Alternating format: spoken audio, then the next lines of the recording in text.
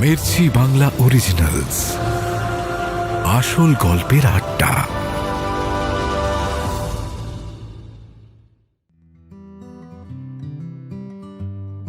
ইরা আর অতনু একসাথে স্কুলে পড়ত, বালি হাই স্কুল। সেখান থেকেই ওদের বন্ধুত্বের সূত্রপাত। ঈশ্বর ওদের দুজনকে যেন গদের আঠা দিয়ে আটকে রেখেছিলেন। একজনকে অন্যজনের থেকে আলাদা বসানো অবধি যেত না। এই যেমন ক্লাস 10-এর ভূগোল ক্লাসের কথা বলি। গোপীবাবু শিল্প নিয়ে পড়াচ্ছিলেন। শিল্প গড়ে ওঠার জন্য সবচেয়ে জরুরি বিষয় হল মানব সম্পদ। আর ভারতে যেখানে যা শিল্প গড়ে উঠেছে তার জন্য এই দৈহিক শ্রমের নাকি হেব্বি গুরুত্ব, যেহেতু ভারতবর্ষের জনসংখ্যা বেশি। অতনু পাশ থেকে ইরাকের সমানে বিরক্ত করে যাচ্ছিল।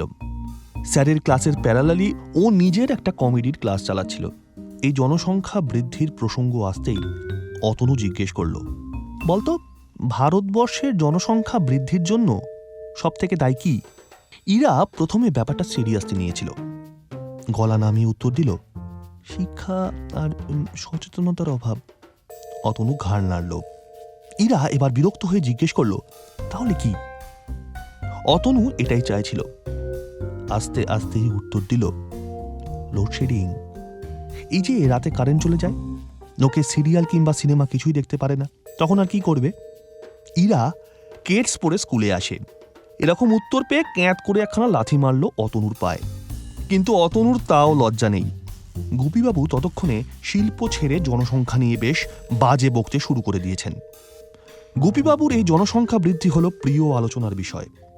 মাঝে মধ্যে অতনু ভাবে, ভারতবর্ষের জনসংখ্যা যদি বেশি না হতো তাহলে গোপীবাবু এত বকতেন কি নিয়ে?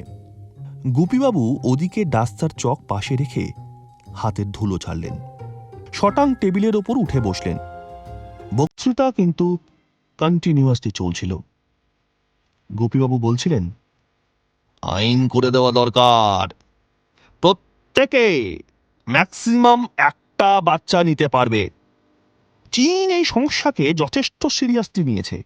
ওখানে কেউ দ্বিতীয় বাচ্চা নিলে তার চাকরি চলে যায়, গরিব বড়লোক নির্বিশেষে। কেউ বাড়তি ছাড় পায় না। অতনু আবার ইরার কানের কাছে এসে ফিস ফিস করে বলল, গোপীবাবু নিজে দুটো বাচ্চা হবে, বাঁ হাতে লিখে দিতে পারি, মিলিয়ে নিস। গোপীবাবু এবার অতনুর দিকে আঙুল দেখিয়ে বললেন, you stand up, stand up on the bench. এত গল্প করছো কেন? হ্যাঁ, ক্লাসে মন নেই? অতনু কাঁচু মাচু মুখ করে জুতো খুলে বেঞ্চে উঠে দাঁড়ায়। স্যারের দিকে তাকিয়ে ভিজে বেড়ালের মতো মিনমিন করে উত্তর দেয়, আছে স্যার। স্যার অন্যমনস্ক হয়ে গেছিলেন। হঠাৎ হুঁশ ফেরত পেয়ে জিজ্ঞেস করলেন, কি আছে? হ্যাঁ, কি আছে? অতনু খানিকক্ষণ ধরে ভাবে, যেন ও নিজেও ভুলে গেছে কিসের কথা হচ্ছিল। তারপর হঠাৎ গলা চড়িয়ে বলে, মন স্যার, মন মন আছে, ক্লাসে মন আছে স্যার। গোপীবাবু সামনের বেঞ্চ থেকে একটা কাঠের স্কেল তুলে নিয়ে এগিয়ে আসেন। সে থাক ক্লাসে, কিন্তু তুই তো থাকবি না। গেট আউট, গেট আউট, বেরিয়ে যা, বেরিয়ে যা ক্লাস থেকে। বেরোবার সময় অতনু একবার পিছন দিকে তাকিয়ে দেখল, ইরা দাঁত বের করে হাসছে। কি বেয়াদব মেয়ে মাইরি, ওর বিপদে এমন হাসছে। ক্লাসের বাইরে থেকে গোপীবাবুকে কেমন হিটলারের মতো লাগছিল। ছোট করে রাখা গোঁফ, উচ্চতা 5 ফুটের কম, যেন টেবিলে বসে জার্মানের জাতিসত্তা বোঝাচ্ছেন। খানিকক্ষণ পরে ঘন্টা বাজল। তখনকার মতো ভূগোল ক্লাস শেষ। অন্যদিন হলে ইরার সঙ্গে বসেই বাজে বকতো অতনু, কিন্তু আজ তো ইরার ওপর মাথা গরম রয়েছে, তাই ইরাকে পাত্তা না দিয়ে একেবারে খেলার মাঠে চলে গেল। টিফিনে মাঠের একধারে ঢালাইয়ের কাঠ দিয়ে ক্রিকেট খেলা হয়। বল অবশ্য সবুজ ক্যামডিস, লাফিয়ে প্রায় বুক পর্যন্ত ওঠে। টাঙিয়ে টাঙিয়ে 4 মারা যায়। আর সেই বল আনে শোভন। শোভনের বাবা সরকারি চাকরি করে, পূর্ব রেলওয়ের টিকিট কালেক্টর। অবশ্য প্রথম দিকে নাকি ঢপ মেরেছিল, বলেছিল ওর বাবা নাকি শতাব্দী ট্রেন চালায়। তখন অবশ্য অতনু শতাব্দী বলতে বুঝত আপন আমার আপনের শতাব্দী রায়কে। এই নামে যে একটা ট্রেন আছে শোভনের কাছেই শোনা। যাই হোক, শোভন যেহেতু বল আনে, তাই এই ক্রিকেটে ওর নিয়মই চলে।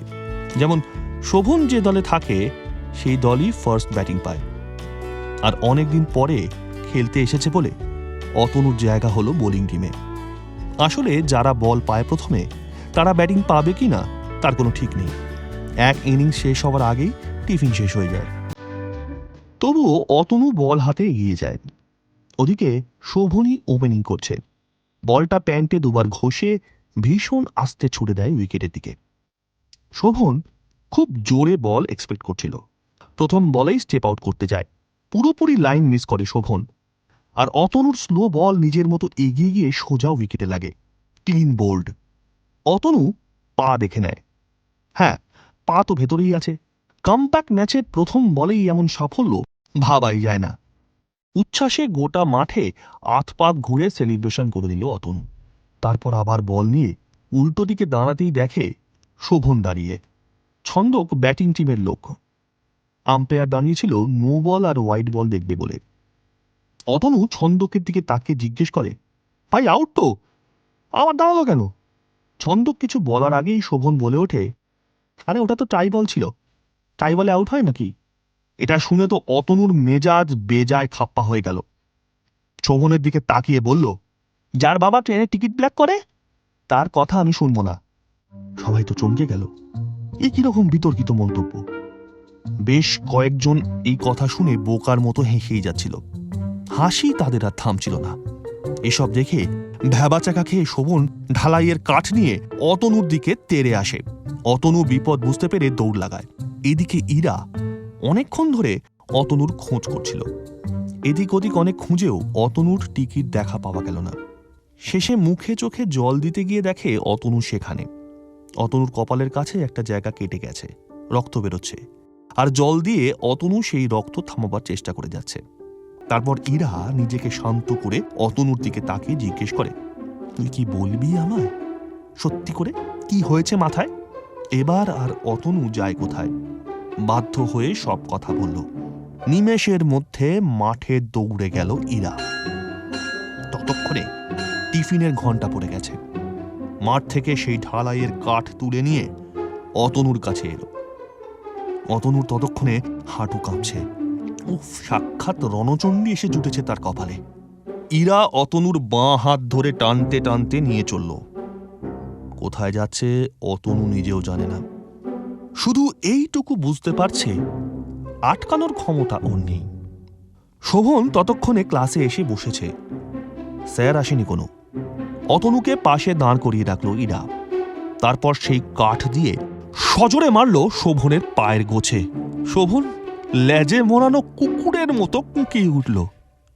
ইরা তাতেই থামল না, আঙুল নাচিয়ে বুঝিয়ে দিল, এরকম ফের করলে খবর আছে। অতনু সম্মোহিতের মতো ইরার দিকে হাঁ করে চেয়েছিল। হাত দিয়ে অতনুর হাঁ বন্ধ করে দিল ইরা। হাত দিয়ে কপালের ঘাম মুছে বলল, আর হাঁ করে থাকিস না, মুখে তো মাছি ঢুকে যাবে এবার। ক্লাস 10-এ 7টা সাবজেক্ট বাদেও একটা অ্যাডিশনাল সাবজেক্ট নিতে হয়। হরেক রকমের নতুন নতুন subject, biology, mechanics, computer application. কিন্তু মজার ব্যাপার অন্য জায়গায়। কেউ চাইলে কোনো অ্যাডিশনাল সাবজেক্ট নাও নিতে পারে। ওই সাবজেক্টের তো আর নম্বর যোগ হয় না, আর নম্বর না পেলে বেকার পড়েই বা হবেটা কি। সপ্তাহে 2 দিন লাস্ট ক্লাস থাকে অ্যাডিশনালের। যাদের অ্যাডিশনাল সাবজেক্ট নেই তাদের তখনই ছুটি। ইরা কি এসব সুযোগ ছাড়ে কখনো? নিজে তো অ্যাডিশনাল নেয়নি, এমনকি অতনুকেও বারণ করেছে। অতনুর ঘাড়ে কটা মাথা যে ইরার বারণ অগ্রাহ্য করবে। ব্যাস, এখন ওদের হাতে গোটা একটা ক্লাস, সেখানে মনের সুখে গল্প করা যাবে। কিন্তু গল্প করার জন্য তো কোথাও একটা বসতে হবে। অতনু বলল, চ ভাই, ওই গিলেদার চায়ের দোকানে বসি, একটা করে চা নেবো, আস্তে আস্তে খাবো, কেউ তুলে দিতে পারবে না, অনেকক্ষণ গল্প করা যাবে। ইরা আপত্তি জানালো। অতনুর মাথায় চটাস করে একটা চাটি মেরে বলল, এই তোর বুদ্ধি? হ্যাঁ, ওখানে কত চেনা জানা লোক চা খেতে আসবে। আরে স্যারেরাও তো ওখানে চা খায়। স্কুলের ড্রেসে চায়ের দোকানে দেখলে কেমন কেলো হবে জানিস? অতনু এতক্ষণে চাটি খাওয়ার কারণ বুঝতে পারল। কিন্তু এটা তো চাটি না মেরেও বলা যেত। হাতে ফুঁ দিয়ে মাথায় বোলাতে বোলাতে অতনু জিজ্ঞেস করল, তাহলে তুই বল। ইরা কিছুই বলল না, শুধু ওর ঠোঁটের কোণে হাসি ফুটে উঠল। এসব হাসির অর্থ বিপদ আসন্ন। এগিয়ে আসা বিপদ আন্দাজ করার চেষ্টা করল অতনু। ইরাকে আরো বার দুই জিজ্ঞেস করল। ইরা শেষমেশ বলল, পেরিস্তানে যাব চ। এমন উত্তর ইরা দিল যা না জানলেও অতনুর চলত। বালিতে পেরিস্থান চ্যাংনামি হচ্ছে। সেই কবে লীলা মজুমদারের টংলিং পড়তে গিয়ে পেরিস্থানের হদিশ পেয়েছিল। আস্তে আস্তে বুঝতে পেরেছিল এমন জায়গা ভূ ভারতে নেই, এ কেবল মনের কল্পনা। আর আজ ইরা নাকি ওকে সেখানে নিয়ে যাবে। আপত্তি করা এক্ষেত্রে বৃথা। তাই কোনো বাড়তি প্রশ্ন না করে ইরার পিছু নিল।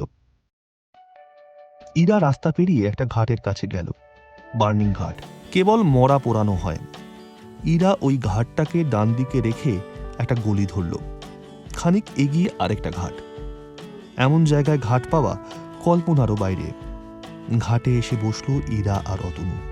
বাঁদিকে তাকালে গঙ্গার উপরে ডানকুনি শিয়ালদা লাইনের ট্রেনের পুল। আর আশ্চর্যের ব্যাপার, ওরা বসার কিছুক্ষণ বাদেই একখানা মালগাড়ি চলে গেল ধিক ধিক করে। টংলিং টংলিং আওয়াজ হলো কিনা কে জানে। তবে অতনুর আর মানতে আপত্তি নেই। ইরা এমন পেরিস্থানের কথা জানল কি করে? থাক সে কথা, জিজ্ঞেস করে নেবে পরে। অতনুর ওখানেই বসে থাকতে ইচ্ছে করছিল, কিন্তু বেশিক্ষণ বসে থাকারও জো নেই। তবে সপ্তাহে 2 দিন ওরা এখানেই আসবে। এই 2 দিন 1 ঘন্টা করে ওদের জীবনে পেরিস্তানের আয়ু। এ প্রস্তাব ইরা ওকে দেয়নি, অতনুও ইরাকে বলেনি কিছু। ফাঁকা ঘাট আর দূরের ট্রেন লাইনের পুলের দিকে তাকিয়েছিল ওরা। বাকি সব যেন এমনিই লেখা হয়ে যাচ্ছিল। অনেকক্ষণ চুপ। ইরা কি বলবে ভেবে পায় না। শেষমেশ একগাল হেসে বলে, না না, তুই কি ভুল করতে পারিস? আসলে একটা পিরিয়ড পেরিয়ে গেছে অনেকক্ষণ, এবার তো বাড়ি যেতে হবে। তবুও অতনুর মন খচখচ করতে থাকে। হাতের সামনে আটকে রাখার অজুহাত পর্যন্ত খুঁজে পায় না। একজন পাশেই ঘটি গরম বিক্রি করছিল। লোকটাকে দেখতে পেয়েই অতনু ইরাকে জিজ্ঞেস করে, এই ঘটি গরম খাবি? ইরা অতনুকে হাড়ে হাড়ে চেনে। একেবারে মোক্ষম প্রশ্ন করে, তোর কাছে টাকা আছে? অতনু নিজেও জানে ওর কাছে টাকা নেই, কিন্তু তাও ব্যাগ পকেট হাতড়ে অনেক খুঁজল, যদি ভুলবশত টাকা থেকে থাকে। শেষমেশ অতনু একটা কানাবড়িও পেল না কোথাও। ইরার দিকে তাকিয়ে ভীষণ স্বাভাবিকভাবে বলল, টাকা তো নেই আমার কাছে। ইরা একটা একটা করে সিঁড়ি ভেঙে উপরে উঠছিল। অতনুর এই উদাসীন উত্তর শুনে ইরা পিছন ফিরল। ভ্রু কুঁচকে জিজ্ঞেস করল, তাহলে ঘটি গরম খাবি বললি যে? অতনুর কোনো বিকার নেই। দাঁত বার করে হাসতে হাসতে বলল, টাকা নেই তো কি হয়েছে, ইচ্ছে তো আছে, আর ইচ্ছেটা কি ফেললা? ঘটি গরমের লোকটা অনেকক্ষণ ধরে ওদের কাণ্ড কারখানা দেখছিল। আর স্থির থাকতে না পেরে জিজ্ঞেস করল, তোমরা কি নেবে? অতনু আবার উৎপটাং কিছু বলতে যাচ্ছিল। ইরা ওকে থামিয়ে ঘটি গরমওয়ালাকে বলল, হ্যাঁ নেব, 2 দিন, 10 টাকা করে তো। এতক্ষণে হাঁপ ছেড়ে বাঁচে লোকটা। ইরা নিজের ব্যাগ থেকে 2 চকচকে নোট বার করে দেয়। অতনুর সামান্য হলেও খারাপ লাগে, ভীষণ মিহি সে খারাপ লাগা। ইরা এসব চকচকে নোট জমিয়ে রাখে। আজ কেবল অতনুর জন্য 2খানা নোট খরচা করে ফেলল। কেন যে ম্যাজিকের মতো অতনুর পকেটে মাঝে মধ্যে টাকা চলে আসে না। কতজনের পকেটের টাকা তো হাফিস হয়ে যায়। একজনের জন্য উল্টোটাও তো একবার হতে পারে। ঘটি গরম হাতে নিয়ে অতনু আবার সিঁড়িতে বসবার ইচ্ছা জানায়। ইরা ওপরের দিকে সিঁড়িতে বসতে যাচ্ছিল। অতনু বাধা দিয়ে বলে, জলে পা ডুবিয়ে ঘটি গরম খাওয়া উচিত, তাহলে শরীরের তাপপ্রবাহ ঠিক থাকে। ইরা ওর কথায় আর পাত্তা দিচ্ছে না। কোনো সুস্থ মানুষের পক্ষে অতনুর সব কথায় পাত্তা দেওয়া সম্ভব নয়। আকাশের গায়ে সন্ধ্যের ছোঁয়া লেগেছে। বিপদের মতো অন্ধকার আসছে, বাড়ি ফিরতে হবে। এতক্ষণে ফিরে যাওয়ার কথা। ইরা অল্প দুশ্চিন্তাও করছিল। অতনু ইরার হাতে হাত রেখে বলল, ভাই চাপ নিচ্ছিস কেন, এত দুশ্চিন্তা করিস না। ইরা অতনুর দিকে মুখ ফিরিয়ে জিজ্ঞেস করে, তাহলে কি করব বল? অতনু বেশ কিছুক্ষণ ভেবে নিয়ে বলে, আচ্ছা এই যে লোকটা ঘটি গরম বিক্রি করছিল, তার ব্যবসা ধর ডুবে গেল, এবার লোকটা তাহলে সবাইকে কি বলবে? ইরা অন্য সময় এসব উত্তর খুঁজে পায় না। আজ অন্য মনস্ক হয়েছিল। আচমকাই বলে উঠল, কি বলবে, ঘটি হারিয়ে গেছে।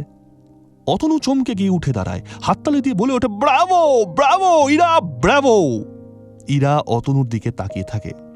দূরের পুল দিয়ে 5:25 লোকাল ট্রেনটা যায় দুলতে দুলতে। টংলিং টংলিং আওয়াজ হয় কি?